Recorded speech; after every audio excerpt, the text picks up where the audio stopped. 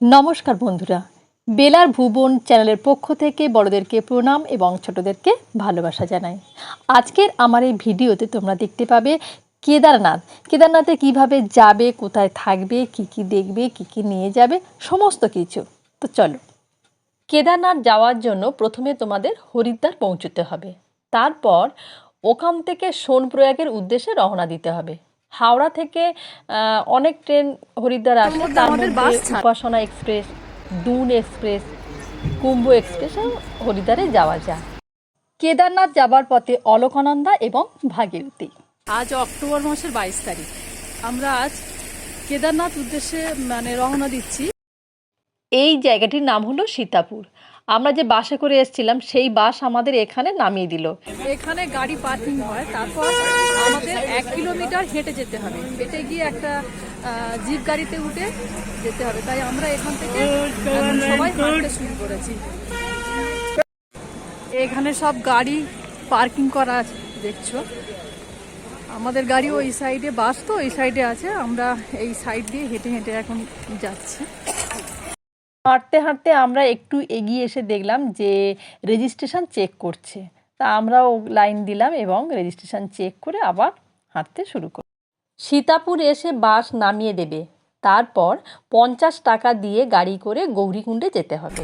আমরা এখন এই গাড়িতে বসেছি, এই গাড়িতে করে এখন যাব, গিয়ে গৌরীকুণ্ডে নামবো, তারপর আমরা হাঁটা শুরু করব। এখানে আমাদের জিপ গাড়ি থেকে নামিয়ে দিয়েছে। দেওয়ার পরে আমরা সামনের দিকে এগিয়ে যাচ্ছি। টিফিন করে নিয়ে আমরা হাঁটতে শুরু করব। বহু প্রতীক্ষার আজ অবসান।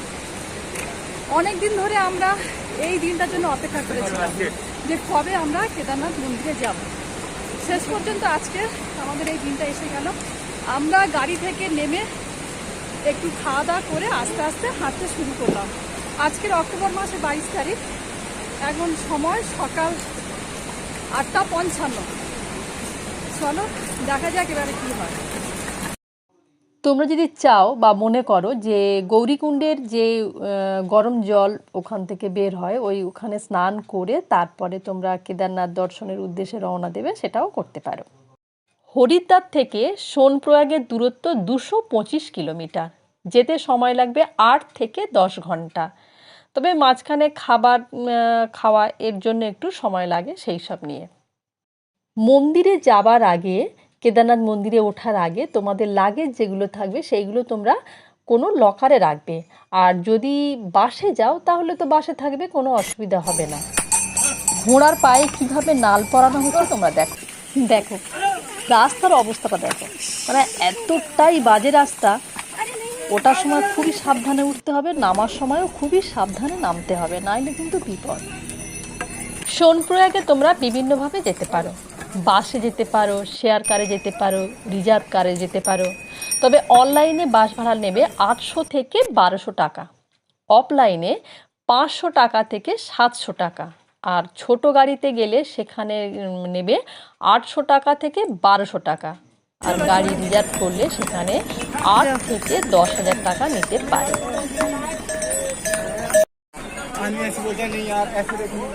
এখানে জলের ব্যবস্থা, টয়লেট, সমস্ত কিছু আছে। আমরা এখন জঙ্গলচটি এলাকায় আসছি। এখানে বৃষ্টি আরম্ভ হয়েছে, যার জন্য আমরা যারা একসঙ্গে আছি এখানে দাঁড়িয়ে আছি, একটু অপেক্ষা করছি। বৃষ্টি কমলে তারপরে আমরা রেনকোটগুলো এখান থেকে এরা সবাই কিনছে। আমাদের সঙ্গে যারা এসছে এগুলো এখান থেকে 150 টাকা করে নিচ্ছে, কিন্তু নিচে আরো কম দামে আমরা পেয়েছি। সেগুলো 75 টাকার মধ্যে আমরা একটা রেনকোট পেয়েছি, কিন্তু এখানে 150 টাকা করে নিচ্ছে। ভাই, এই পিটুটা কার জন্য নিয়েছো? আমার মেয়ের জন্য। আচ্ছা আচ্ছা, কত টাকা নিল? 2,500 টাকা। 2,500 টাকা, ঠিক আছে। চলো।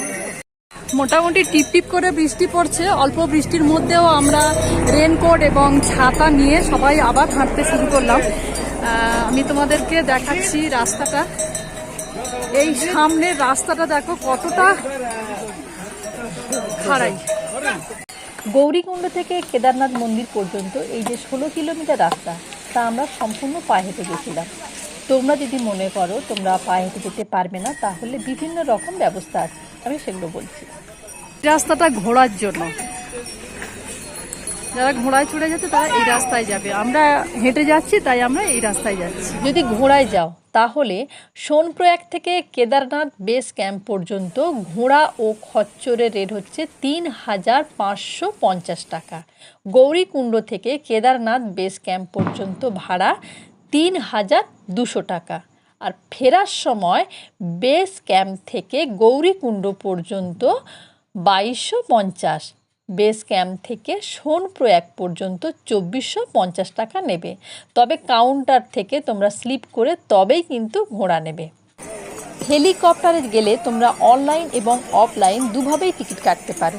গুপ্তকাশী থেকে নেবে ৮,১২৭ টাকা, ফাটা থেকে ৫,৭৭৫ টাকা, শিরসি থেকে ৫,৭৭৩ টাকা। তবে অনেকগুলো দিয়েছে। এছাড়া পালকি ও পিটু এগুলো হচ্ছে ওজন অনুযায়ী দাম নেয়। ওরা তো অনেকটা দাম বলবে, তোমরা দর দাম কিন্তু করে নেবে, না হলে ঠকে যাবে। এটা একটা শর্ট রাস্তা, এই দিক দিয়ে গেলে কিছুটা রাস্তা কম হতে পারে তোমাদের। তবে কিছুটা তোমরা যদি এগিয়ে যেতে পারো, গিয়ে রাস্তায় অনেক সময় অনেক ঘোড়া দাঁড়িয়ে থাকে, সেখান থেকে কিন্তু মানে দর দাম করে নিলে তোমরা অনেক কম টাকায় ঘোড়া পেয়ে যেতে পারো। ৮:৫৫ আমরা হাঁটা শুরু করেছিলাম। আর কেদারনাথ মন্দির থেকে ১ কিলোমিটার আগে আমরা ছিলাম একটা টেন্টে। এখানে এসে আমরা পৌঁছেছি ৯টা। আমাদের একটু দেরি হয়েছে কারণ আমরা রাস্তায় একটু রেস্ট নিয়েছি বেশি।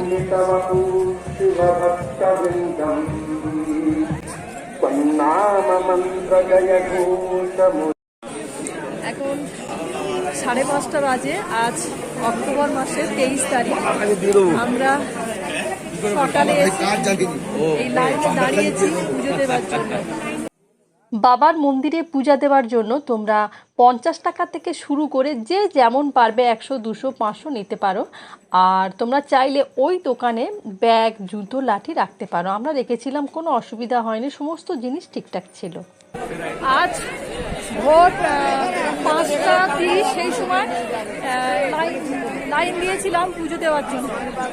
11টা বাজে আমি মোটামুটি পুজো দিয়ে বাইরে বেরিয়েছি। আমাদের মধ্যে এখন অনেকে আছে যারা তারা এখনো বেরোতে পারেনি। প্রচন্ড ভিতরে প্রচন্ড ভিড়, প্রচন্ড খেলাধুলি হচ্ছে। তার মধ্যেও আমরা মোটামুটি করে পুজো দিয়ে বেরোতে পেরেছি।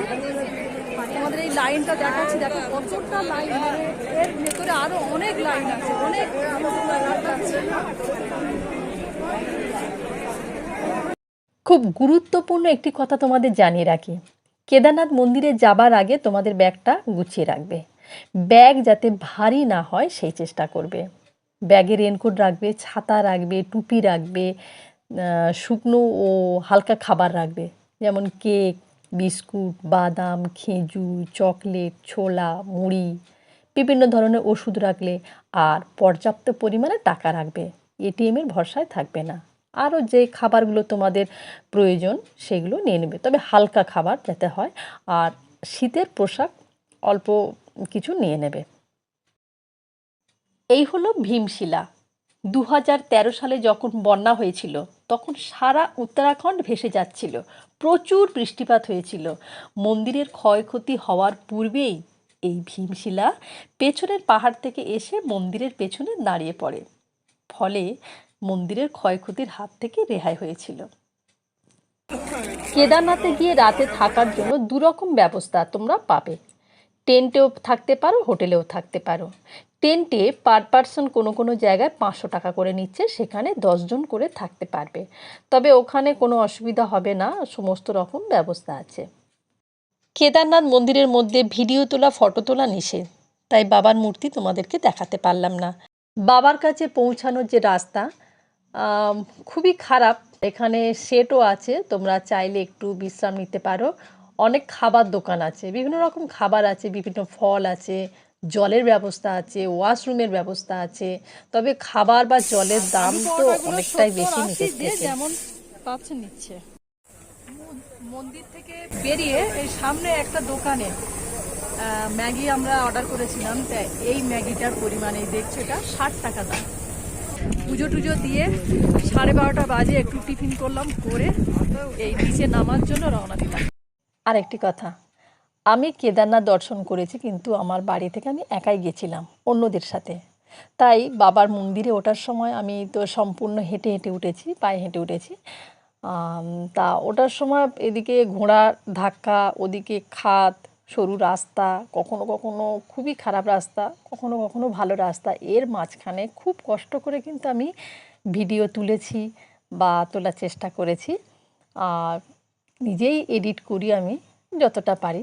তাই তোমাদেরকে সবাইয়ের অনুরোধ করছি, অবশ্যই করে ভিডিওটা দেখো, ভালো লাগলে লাইক, শেয়ার, কমেন্ট করো। আজকের এই ভিডিওটি যদি তোমাদের ভালো লেগে থাকে তাহলে এখনও যারা নতুন তারা প্লিজ সাবস্ক্রাইব করো। সবাই ভালো থেকো, ধন্যবাদ।